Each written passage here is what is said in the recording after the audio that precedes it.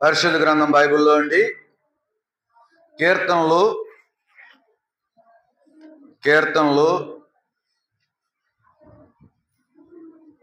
34వ అధ్యాయం. కీర్తనలు 34వ అధ్యాయము మొదటి 3 వచనాలు మనం కలిసి చదువుకుందాం.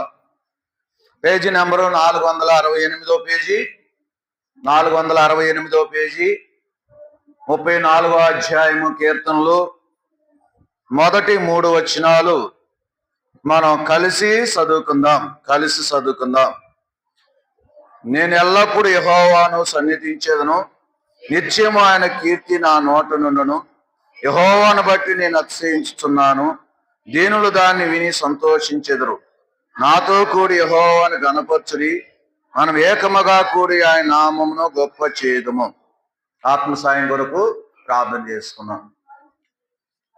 ప్రేమగల తండ్రి, కృపగల దేవ, ఘనమైన నామాన్ని బట్టి స్తోత్రాలు వందనాలు చెల్లించుకున్న మా ప్రభువా, ఇప్పుడు వరకు కీర్తనల ద్వారా నీ నామానికి మహిమ తెచ్చుకున్నందుకు స్తోత్రాలు.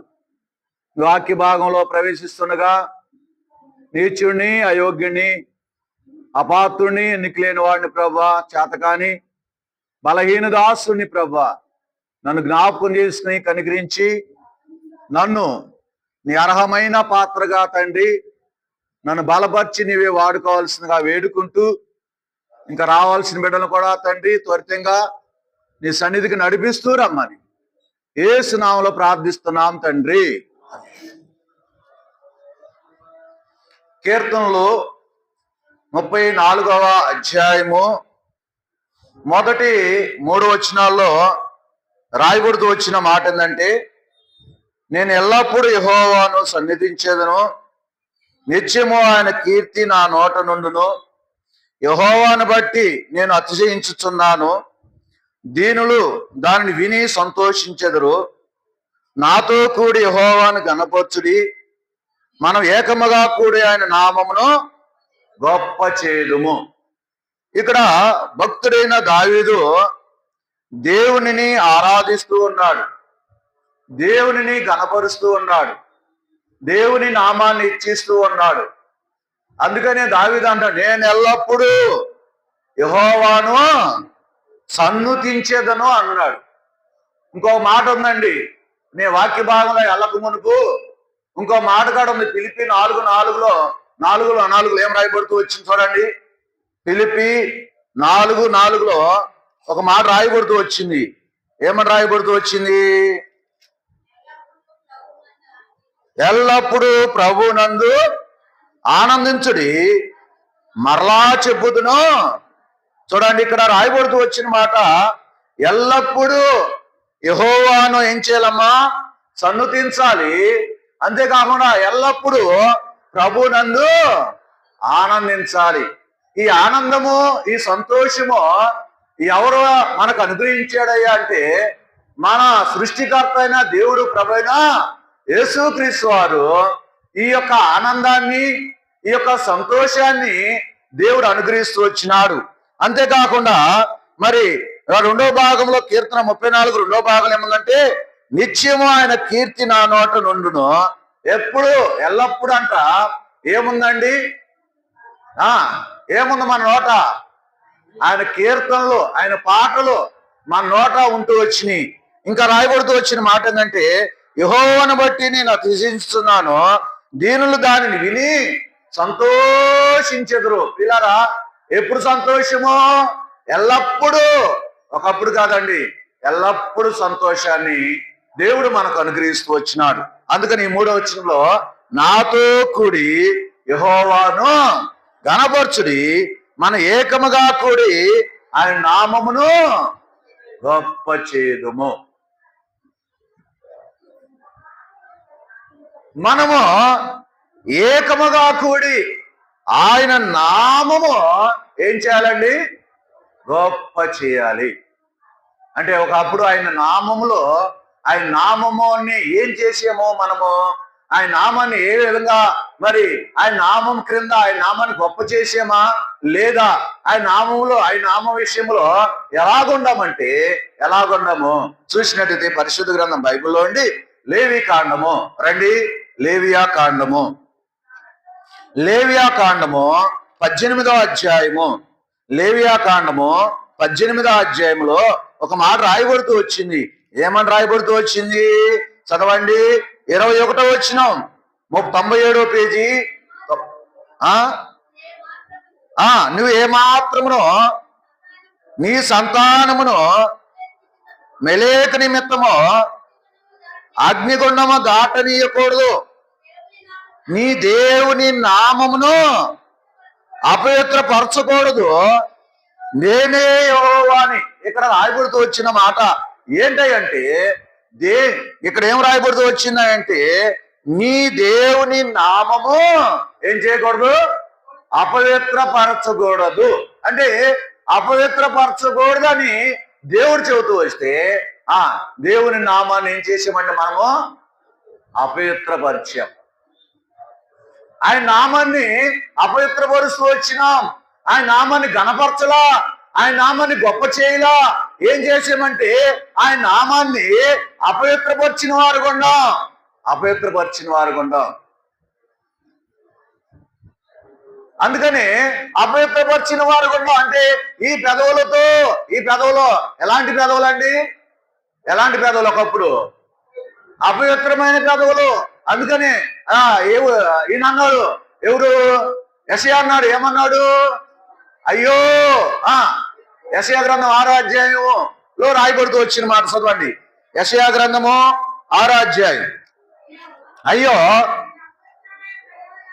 నేను అపవిత్రమైన పెదవులు గలవాడును, అపవిత్రమైన పెదవులు గల జనుల మధ్యను నివసించువాడును, నే నశించితిని. యెహోవాను నేను కన్నులారా చూసినాను కొంటిని. వీళ్ళారా ఈ యొక్క అపవిత్రతో ఉన్న యెషయా ఏమనుకున్నాడు? నేను కన్నులారా చూశాను అనుకున్నాడు, కానీ చూడలా. అందుకని అపవిత్రమైన పెదవులు గలవారు ఏమవుతారు? నశించిపోతారు. అక్కడ ఏం రాయబడుతూ వచ్చింది?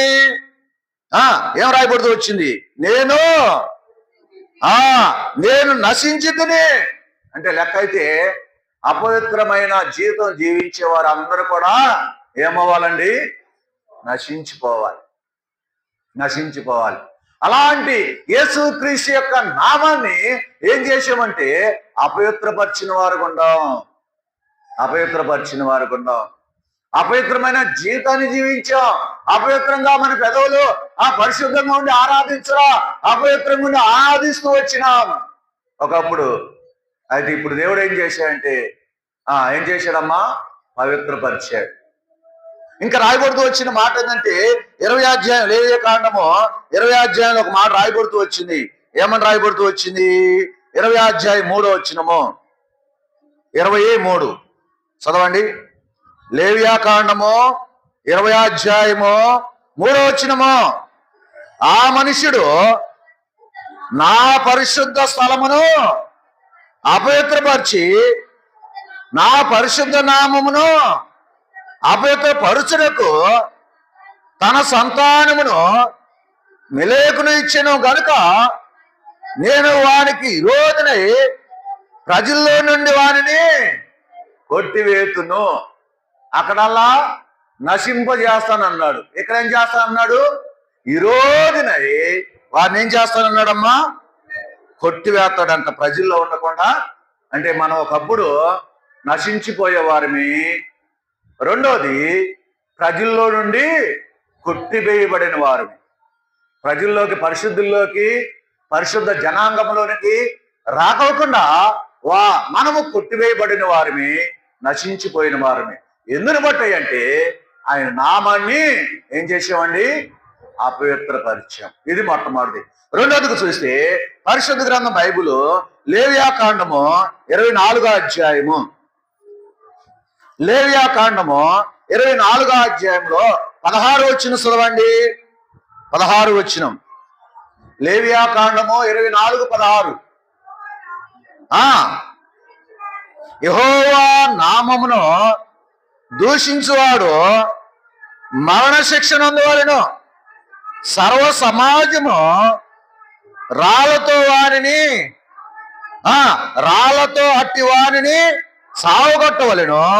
పరదేశే గాని స్వదేశే గాని యెహోవా నామమును దూషించిన ఎడల వానికి మరణ శిక్ష. అమ్మా, ఒకప్పుడు ఈ నామాన్ని ఏం చేసామండి? దూషించాం. ఇప్పుడు నా పాట పాడుకుంటూ వచ్చినాం. దూషించు శత్రు సమూహములో అంటే యేసు ప్రభు వారిని దూషించే శత్రు సమూహములు అనేక మంది. ఆ శత్రువులు ఎవరై అంటే మనమే.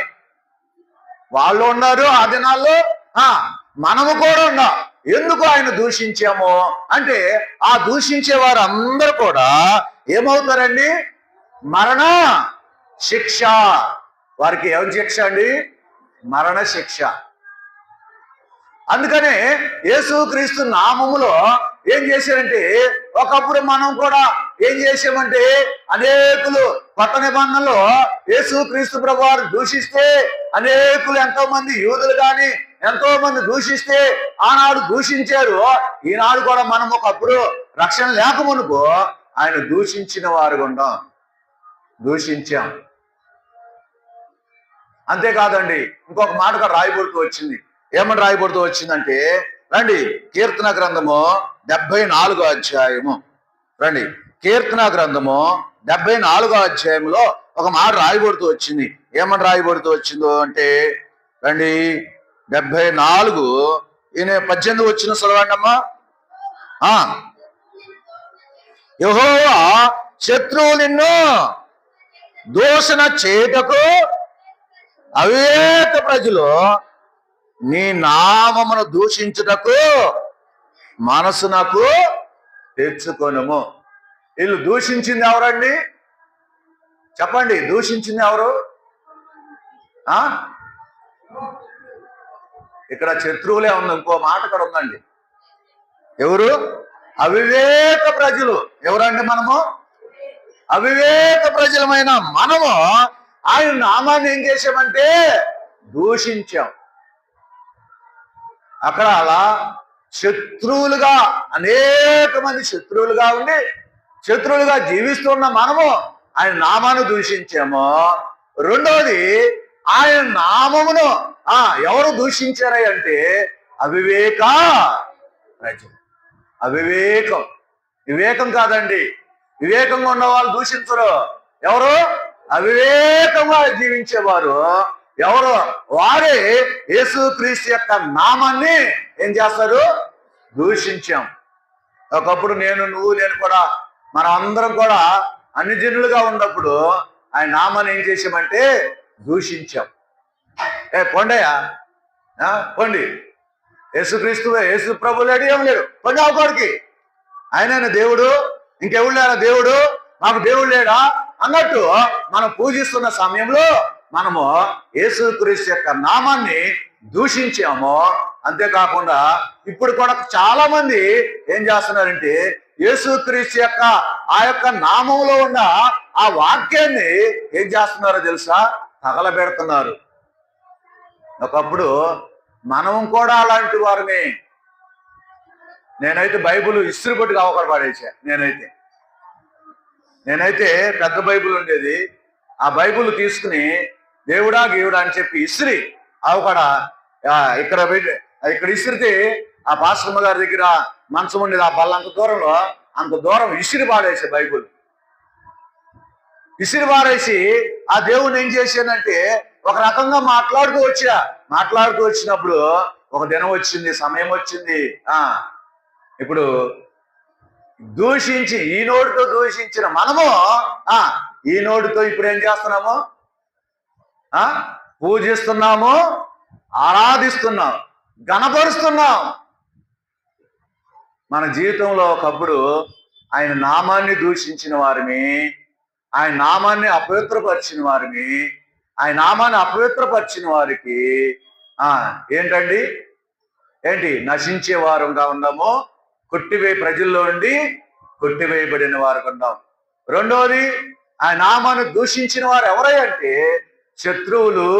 రెండోది ఎవరంటే అవివేక ప్రజలు. అట్టి వారు ఏమవ్వాలండి? మరణ శిక్షకు పాత్రుడు. అర్థమవుతుందమ్మా నేను చెప్పింది? అర్థం కావట్లేదా? నేను అర్థమయ్యేటట్టే చెబుతున్నా. ఒక పాయింట్, ఒక దాంట్లో అపవిత్రమైన దాంట్లో ఆయన నామాన్ని అపవిత్రపరిచిన వాళ్ళు ఏమవుతారు, ఆయన నామాన్ని దూషించిన వారు ఏమవుతారు అని క్లారిటీగా చక్కగా మీకు వివరించి చెబుతున్నా. మీరు ఆరాధన చేయకపోతే, సరిగ్గా చేయకపోతే నేను చేసేది ఏం లేదు. ఇంకా ఏమి రాయబడుతూ వచ్చింది? పరిశుద్ధ గ్రంథం బైబిల్లో రాయబడుతూ వచ్చిన మాట ఏంటంటే ఇర్మియా గ్రంథము. రండి, ఇర్మియా గ్రంథం 29వ అధ్యాయం. ఇర్మియా గ్రంథము 29వ అధ్యాయము 22వ వచనం చదవండి. 22వ వచనం. ఆలకించుడి, వారు ఇశ్రాయేలు దుర్మార్గం జరిగించుచు తన పొరుగువాని భార్యలతో ఎబిర్షరించుచు నేను వారికి ఆజ్ఞాపింపని అబద్ధపు మాటలను నా నామమును బట్టి ప్రకటించుచు వచ్చి నేను ఈ సంగతి తెలుసుకొనినను వాడిని సాక్షిగా ఉన్నాను. కాగా బబులోను రాజైన నెబుకద్నెజరు చేతికి వారిని అప్పగించుచున్నాను. మీరు చూచుచున్నగా అతడు వారిని హతము చేయను. ఇలా ఇక్కడ రాయబడుతూ వచ్చిన మాట ఏంటంటే మీకు అర్థమైందండి? ఇక్కడ ఆయన నామమును ఏం చేస్తున్నారండి? అబద్ధపు ప్రకటనలు ఏం చేస్తున్నారు? అబద్ధపు ప్రకటనలు. అంటే మన నోట ఒకప్పుడు ఏముంది అంటే అబద్ధం ఉంది. యేసుక్రీస్తు నామముని సరైన విధంలో ప్రకటించగా ఎలా ప్రకటిస్తూ వచ్చినాము? ఇప్పుడు కూడా చాలా మంది ఉంటారండి యేసుక్రీస్తు నామాన్ని అబద్ధంగా, అంటే ఆయన మరి ఉన్నాడు, ఆయన జీవిస్తున్నాడు, ఆయన లేచాడు, ఆయన మరి మధ్య ఉన్నాడు అనే విధంలో ఏం చేయలేదంటే ప్రకటించట్లా. ఎంతో మంది అబద్ధపు ప్రజలు ఏమయ్యారంటే దేశం మీద ఉన్నారు. ఈనాడు ఒకప్పుడు నువ్వు నేను కూడా అబద్ధముగా జీవిస్తూ అబద్ధపు ప్రజలుగా ఉన్నాం, అబద్ధపు మాటలు కలిగి జీవించిన వారు ఉన్నాం. అలాంటి ఆయన నామాన్ని అబద్ధపు ప్రకటనలు ఏం చేసామమ్మా? ప్రకటిస్తూ వచ్చినాం. ఇక్కడ ఏం రాయబడుతూ వచ్చిందంటే నేను వారికి ఆజ్ఞాపింపని అబద్ధపు మాటలను నా నామమును బట్టి ప్రకటించుచూ వచ్చిరి. ఇట్లా ప్రకటించినప్పుడు దేవుడు ఏం చేశాడు? అమ్మవారిని ఏం చేశాడు చెప్పాలి? బబులోను రాజైనా నెబుకద్నెజరు చేతికి వారిని అప్పగించుచున్నాను. మీరు చూచుచుండగా వారేమయ్యారు? హతము చేయను. అంటే ఇప్పుడు వీళ్ళు ఏమయ్యారంటే హతులవుతూ వచ్చినారు. మనమేమవుతాం? ఆ అబద్ధపు మాటలను ప్రకటించిన మనమేమవుతాం తెలుసా? ప్రకటన గ్రంథంలో రాయబడుతూ వచ్చింది కదా, అబద్ధికులందరూ 22 చివరిలో రాయబడింది. 22వ అధ్యాయంలో చివరిలో ఏం రాయబడుతూ వచ్చిందంటే ఆ ప్రకటన గ్రంథము 22వ అధ్యాయము చివరిలో 15వ వచనంలో ఒక మాట రాయబడుతూ వచ్చింది. ఏమని? కుక్కలను, మాంత్రికులను, వ్యభిచారులను, నరహంతకులను, విగ్రహారాధికులను, అబద్ధమును ప్రేమించు జరిగించు ప్రతివాడు ఎలపటనుందురు. లెక్కైతే హతము చేయబడాల్సిన వారిని. రెండోది ఎలపట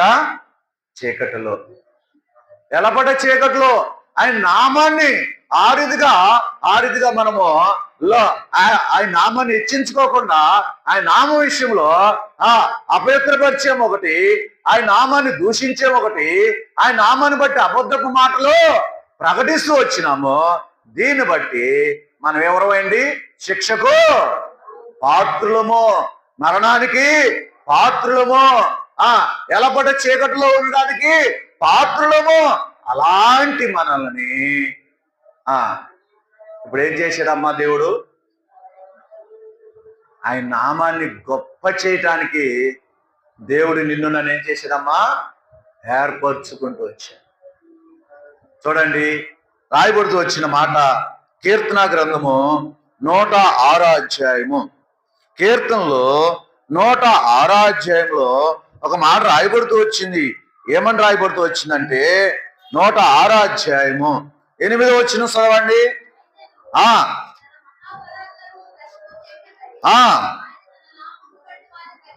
ఆయన తన నామమును బట్టి వారిని రక్షించెను. ప్రియులారికి రాయబడుతూ వచ్చిన మాట ఉందంటే, ఆయనను తన మహాపరాక్రమను ప్రసిద్ధి చేయుటకై ఆయన తన నామమును బట్టి అంట వారిని రక్షించెను.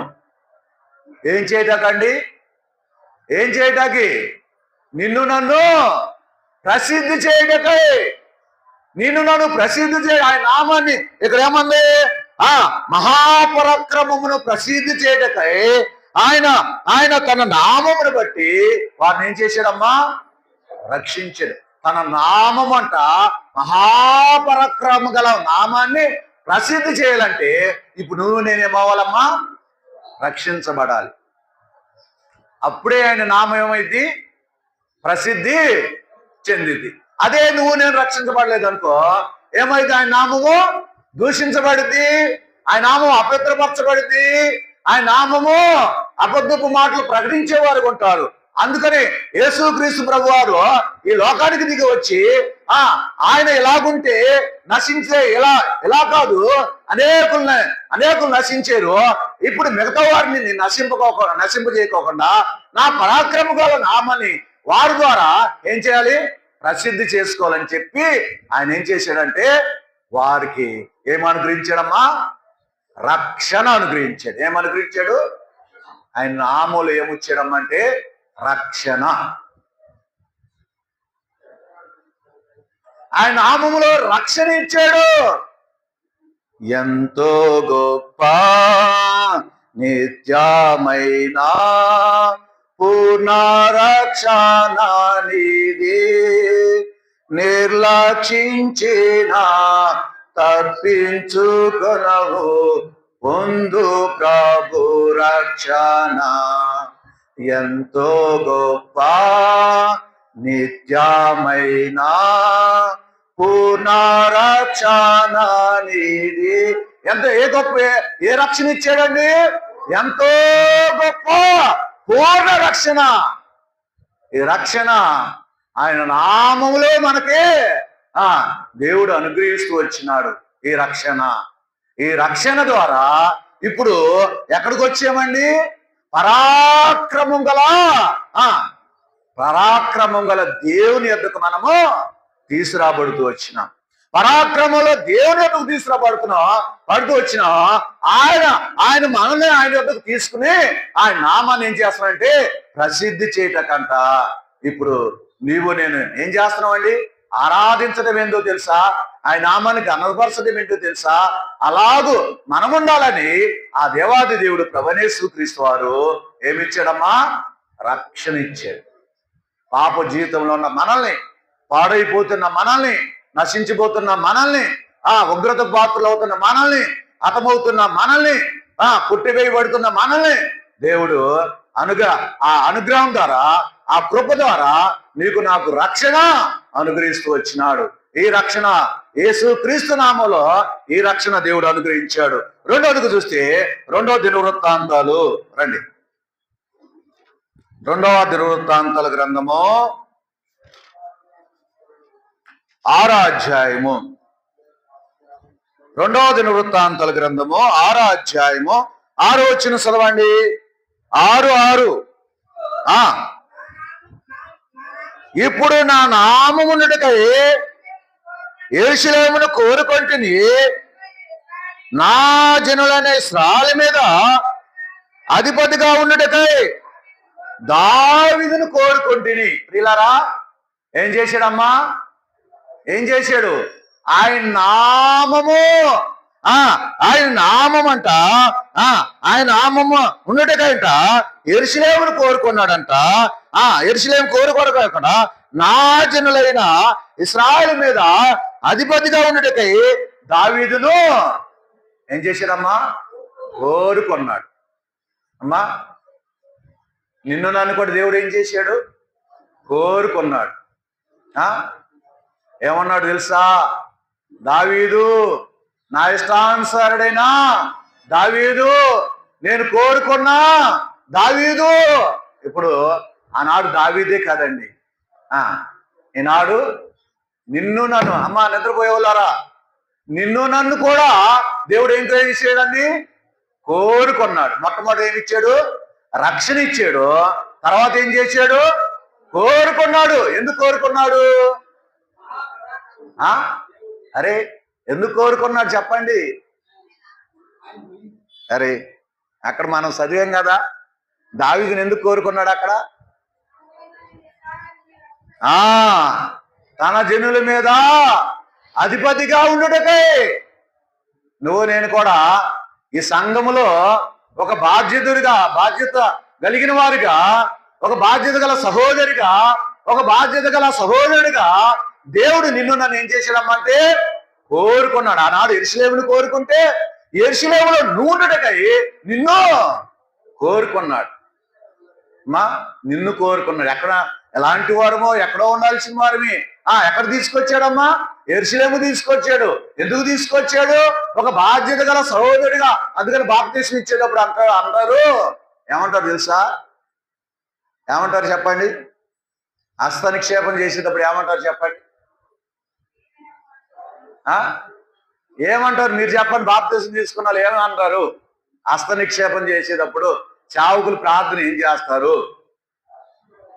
ఒక మాట చెప్పండి. మీరు బాప్తిస్మం తీసుకున్నారు మీరంతా? అది కాదు, ఈ దినము నుండి మీరు పూర్తి చేయాలి. ఈ దినము నుండి నేను ఒంటరి వాడిని కాదు,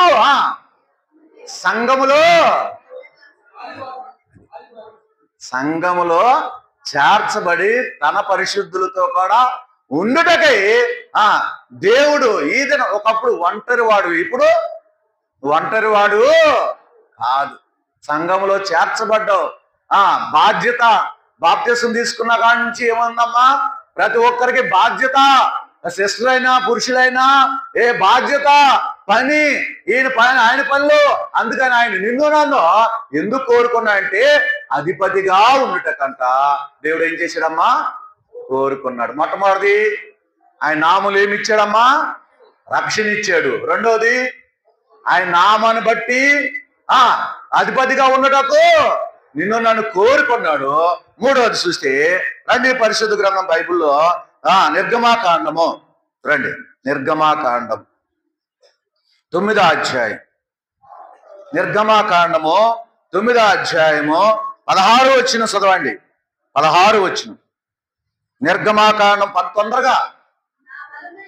నా బలమును నీవు చూపునట్లు భూలోకమందంట నా నామము ప్రచురం చేయనట్లు ఇందుకే నేను నిన్ను నియమించి తిని. ఆయన నామములు ఎందుకు నిన్ను నియమించాడమ్మా? ఆయన నామాన్ని ప్రచురం చేయటానికి. ప్రచురం అంటే ఏంటి?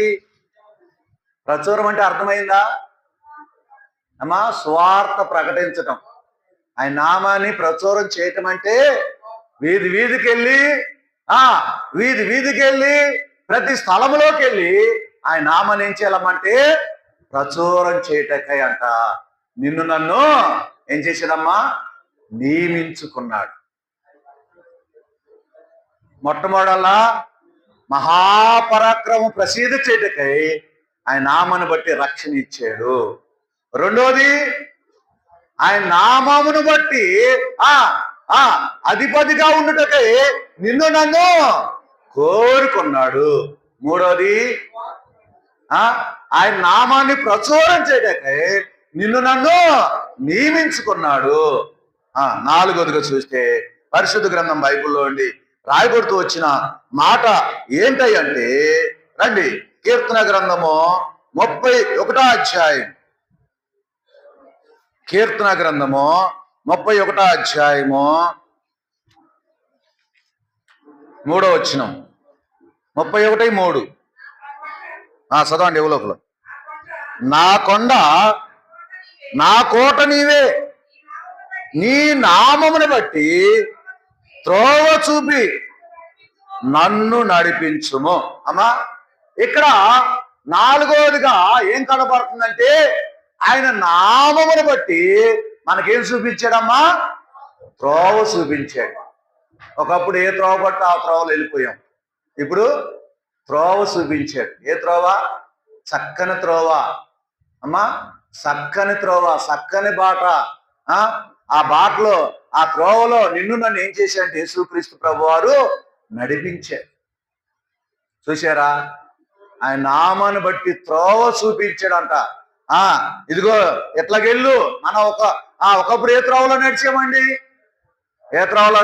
వాక్యం తెలుసా నీకు? ఆత్మీయత తెలుసా నీకు? క్రమం తెలుసా నీకు? తెలియదు. ఇదిగో నువ్వు ఎట్లా వెళ్తే క్రమంలో ఉంటావు, ఎట్లా వెళ్తే ఆత్మీయంగా బలపడతావు, ఎట్లా వెళ్తే స్థిరంగా ఉంటావు అని చెప్పి దేవుడు ఏం చేశాడంటే తన నామమును బట్టి అంట త్రోవ చూపి నిన్ను నన్ను ఎక్కడ నడిపించాడమ్మా? యెరూషలేములోకి నడిపించాడు. ఒకప్పుడు ఎక్కడున్నా? ఒకప్పుడు ఏ జీవితం జీవించా?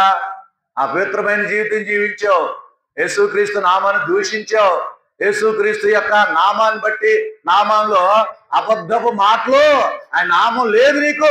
ఆయన నామాన్ని బట్టి ఏదేదో మాట్లాడావు. రక్షణ లేక నాకు దేవుడు ఉన్నాడు, మాకు దేవుడు ఉన్నాడు, మాకు ఉండండి, మేము వెళ్ళే త్రోవ ఇది బాగానుంది, మేము వెళ్ళే అంత బాగానుంది, మేము వెళ్ళే చోట అంతా బాగానుంది, మేము వెళ్ళే చోట అంతా పాటలు ఉన్నాయి, మేము వెళ్ళే చోట అంతా వాక్యం ఉందని విర్రవిగావు. కానీ అక్కడ ఏం లేదు. అక్కడ ఏమి లేదు, బూడిద తప్ప. ఏం లేదు, బూడిద అక్కడ ఉంది. ఎక్కడేముందమ్మా? ఎక్కడేముంది? శ్రేష్టమైన దేవుని యొక్క మాటలు దేవుడు ఏం చేసి అంటే నీకు వినిపించడానికి ఈ త్రోవలోకి ఇటెళ్ళమ్మా, ఇటెళ్ళు, నువ్వు ఇటెళ్ళు.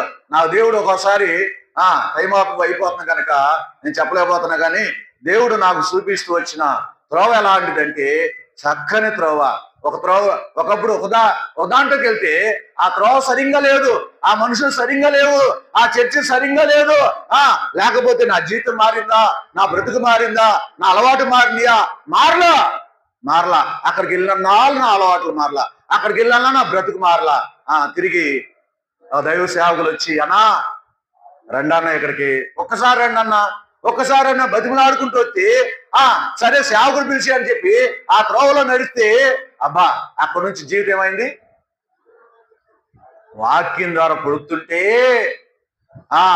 నేను చేసినవన్నీ నిన్న చెప్పాను. నేను అన్నాను చూసా, ఎవరు ఆ స్త్రీ అంది, నేను చేసినవన్నీ నాకు చెప్పినా ఆ యేసు అంది కదా.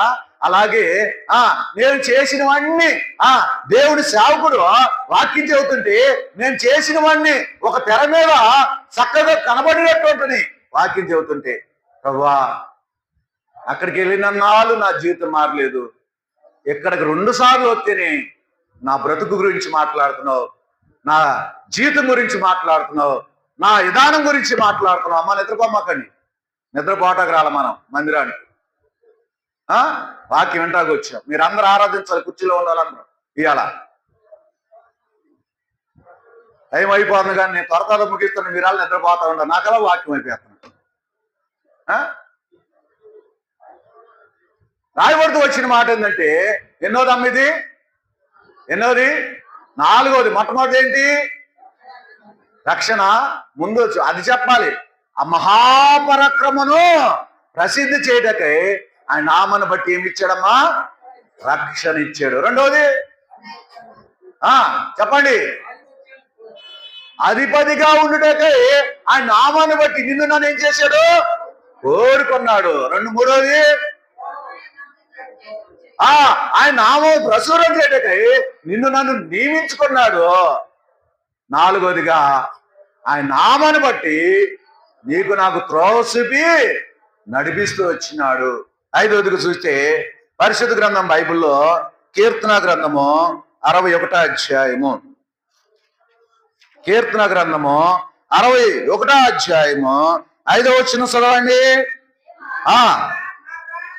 అమ్మా 5వ వచనం, దేవా నీవు నా మొక్కుబడులు అంగీకరించున్నావు, నీ నామమునందు భయభక్తులు గలవారి స్వాస్యము నీవు నాకు అనుగ్రహించి ఉన్నావు. ఏమనుగ్రహించా అండి? అయ్యా ఒక కుర్చీ వేయండి, అంకుల్కి బయట ఒక కూర్చొని తెచ్చుకోండి. బ్రదర్స్ ముందు జరగండి అమ్మా, కొద్దిగా ముందు జరగండి, ఎందుకంటే కుర్చీలు వేసినప్పుడు కొంచెం ఇబ్బందిగా ఉండేది. ఆ కుర్చీ కూడా కొద్దిగా ముందు జరుపుకోండి.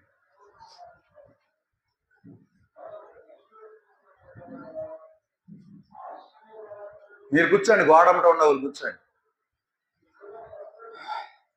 ఇక్కడ ఏమిచ్చాడు అండి? ఇక్కడ స్వాస్యాన్ని ఇచ్చాడు. యెహోవా నామమునందు భయభక్తులు గల వారి యొక్క స్వాస్యం అంట. ఎవరికి అనుగ్రహించాడండి? మనకు అనుగ్రహించాడు. చూసారా ఏ స్వాస్యం అది? పరలోకపు స్వాస్యం, తరగని స్వాస్యం అది, ఎల్లప్పుడుండే స్వాస్యం అది, యుగాయుగాలు అనుభవించే స్వాస్యం అది. ఆ స్వాస్యాన్ని ఎవరికి ఇచ్చాయంటే పనికి మాలి మనకు అనుగ్రహించాడు. చూసారా? అంటే భయభక్తులు గల వారు ఉంటారు కదా, వాళ్ళ స్వాస్యాన్ని మనకిచ్చాడంట, దావీదుకి ఇచ్చాడంట. అలాంటి స్వాస్యాన్ని అనుగ్రహించి ఇప్పుడు ఏం చేశాడు? ఆ స్వాస్యం అనుగ్రహించాలంటే ఇప్పుడు ఆయనకి ఏమవ్వాలి? మనం ఏమవ్వాలి? కుమారులు కుమార్తెలు అవ్వాలి. స్వాస్యం అనుభవించాలంటే కుమారులు కుమార్తెలే కదా. అందుకని యోహాను సువార్త 1వ అధ్యాయం 12వ వచనంలో ఏం రాయబడుతూ వచ్చింది? తన్ని అందరూ అంగీకరించిరో వారందరూ, నా విశ్వసించిన వారందరూ దేవుని పిల్లలకు ఏమిచ్చారమ్మా? అధికారం. ఎవరి పిల్లలమండి ఇప్పుడు మనం? ఒకప్పుడు సాతాను సంబంధించిన పిల్లలము, అందుకని అపవిత్రంగా ఉన్నాం, అందుకని దూషించాం, అందుకని అబద్ధపు మాటలు ప్రకటించాం. ఇప్పుడు ఎవరి పిల్లలమై అంటే యేసుక్రీస్తు యొక్క పిల్లలంగా చేయబడ్డాం. ఎట్లా చేయబడ్డామో ఈ లోకానికి ఆయన దిగి వచ్చాడు. దిగి వచ్చి ఏం చేశాడు? ఆయన మనల్ని చూశాడు. అయితే తండ్రి ధర్మశాస్త్ర ప్రకారం అయితే నశించిపోవాలి. యేసుక్రీస్తు ప్రభువారిని లోకాన్ని పంపించిన తర్వాత నశించిపోయి కొట్టివేయబడుతున్న మరణ శిక్షలో ఉన్న ప్రజలందరినీ రక్షించడానికి యేసుక్రీస్తు ప్రభువారి లోకానికి వచ్చి తన మహాపరాక్రమము ప్రసిద్ధి చేయటకై నీకు నాకు రక్షణ ఇచ్చాడు.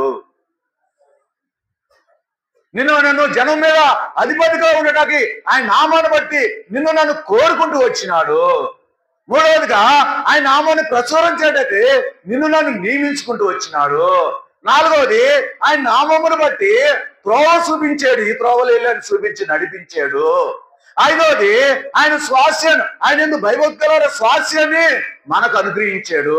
అంతేకాకుండా ఆయన పిల్లలుగా అధికారాన్ని ఇచ్చాడు. అంత గొప్ప దేవుడు. ఇవన్నీ మనకిచ్చి ఏమయ్యాడమ్మా? ఏమయ్యాడు ఆయన? బతికొండాడా చచ్చిపోయాడా? చనిపోయాడు. ఎందుకు? అలా నిన్ను నన్ను మార్చబోతే, అలా నిన్ను నన్ను ఆయన మార్చబోతే చనిపోవాల్సింది ఎవరు? మనమే. కానీ నీకు బదులుగా, నాకు బదులుగా ఏమయ్యారు? నిద్రపోమ్మా అన్న, నిద్ర బాగూడదు, మందిరానికి వచ్చి నిద్రపోతే బయటికి వెళ్ళిపోండి. అది రక్షణ లేని వాళ్ళకి చెప్పొచ్చు, కానీ రక్షించబడ్డ వాళ్ళు నిద్ర బాగూడదు. అది ఏమి రాయబడుతూ వచ్చిందంటే ఆయన చనిపోకపోతే ఆయన మన బదులు చనిపోకపోతే మనం చనిపోవాలి మన పాపములు బట్టి. కానీ మన పాపములు బట్టి ఎవరు చనిపోయారండి? ప్రభు అయినా ఏ నేరం లేనివాడు, ఏ పాపం లేనివాడు, ఏ నేరం లేని పాపం లేనివాడు ప్రభువైన యేసుక్రీస్తు వారు మన నిమిత్తం, మన పాపం నిమిత్తము ఆయన చనిపోయి ఇంకా మనము రక్షణ ఇచ్చే కాకుండా ఆయన చనిపోయి లేకపోతే మనం ఇంకా దౌర్భాగ్యులు, నీతిమంతులుగా తీర్చబడే వాళ్ళం కాదు. కనుక ఆయన లేచి నిన్ను నన్ను ప్రతి సమయంలో, ప్రతి క్షణము నిన్ను నన్ను బలపరుస్తూ, నిన్ను నన్ను ఆదరిస్తూ, నిన్ను నన్ను నడిపిస్తూ, నిన్ను నన్ను పోషిస్తూ, నిన్ను నన్ను ప్రతి క్షణము కాపుదల, భద్రత నీకు నాకు అనుగ్రహిస్తున్న ఆ దేవుణ్ణి ఎలాడుతూ వచ్చాడండి.